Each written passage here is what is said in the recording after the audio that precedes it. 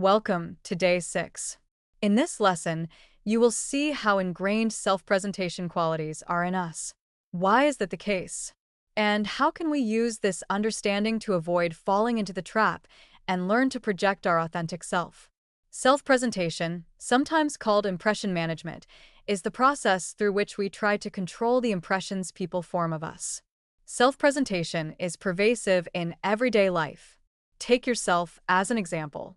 Why do you dress the way you do? Do you have an image or style you want to communicate? How do you wear your hair? Why? Do you sunbathe? Work out? For what purpose? How do you choose your friends, hobbies, and the sports you play? Are any of these choices influenced by your desire to project a certain type of image? What kind of car do you drive?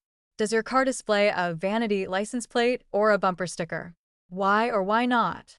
Do you alter your posture or facial expressions when a potential love interest passes by, or when you feel threatened by a competitor or imposing stranger? For what purpose? Of course, not all public behaviors are determined by self-presentational concerns. Wearing clothes, for instance, serves functions well beyond making us look good to others. Nonetheless, most people are quite aware that their public behaviors influence how others view them, leading most of us, for instance, to spend perhaps too much time deciding exactly which clothes to buy, and few people intentionally behave in ways that reflect poorly on themselves. When we prepare for an interview or even a date, particularly a first date, we strive to put our best foot forward. We choose flattering clothes and try to arrive on time. We steer the conversation toward our strengths and try to avoid mentioning weaknesses. Self-presentation generally entails the strategic editing of information. Because people have multiple selves, self-presentation usually takes the form of displaying those selves most appropriate to immediate goals and then, perhaps, exaggerating them a bit. Despite our best efforts, self-presentation sometimes fails. Sometimes we are unable to create the desired image.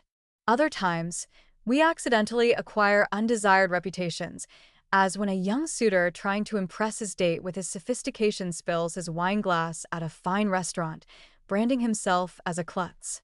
When much is riding on a particular impression, self-presentational failures can carry heavy costs, especially for people who are publicly self-conscious or high in self-monitoring. Some costs are tangible, such as lost employment or dating opportunities. Other costs are psychological. For example, presentational failures threaten self-concept and self-esteem and can also be embarrassing. It is the fear of these negative repercussions that threatens us, and when left unchecked, it can develop into extreme obstacles and phobias. Some people create dishonest selves to compensate for perceived and feared insufficiency. People will go to great lengths to present themselves as honest and to disguise their dishonest acts. Nonetheless, most of us have at some point presented ourselves in ways that could be considered false advertising. For instance, forgetting to tell your parents about a failing grade on an exam or pretending to be interested in a boss's vacation photos. These are minor instances of deception, yet there is a whole world of psychology and identity disorders that sheds light on how complex human behaviors can be. Let us understand a bit about when people feel the need to self-present. People are more likely to present themselves to others when they perceive themselves to be in the public eye. When you pose for a photograph or dine in front of a mirror, you become aware of yourself as a public figure and become more likely to self-present, perhaps by fixing your hair, bringing out your best table manners, or being extra polite. At times, we are all attuned to how we appear to others. Some people, however, are especially sensitive to how they come across. Consider, for instance, a sole woman working in an otherwise male office. As a token, she actually does stand out relative to others. As a result, she is likely to be more concerned with public appearances than if she worked with other women. More generally, people differ in their public self-consciousness, in the degree to which they characteristically believe others pay attention to them. People high in public self-consciousness are especially attuned to how others view them, respond negatively to rejection, and focus more on their reputations and appearances.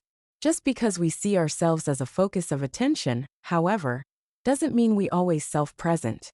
For example, if you don't care what a particular observer thinks of you, You have little reason to spend much effort self presenting.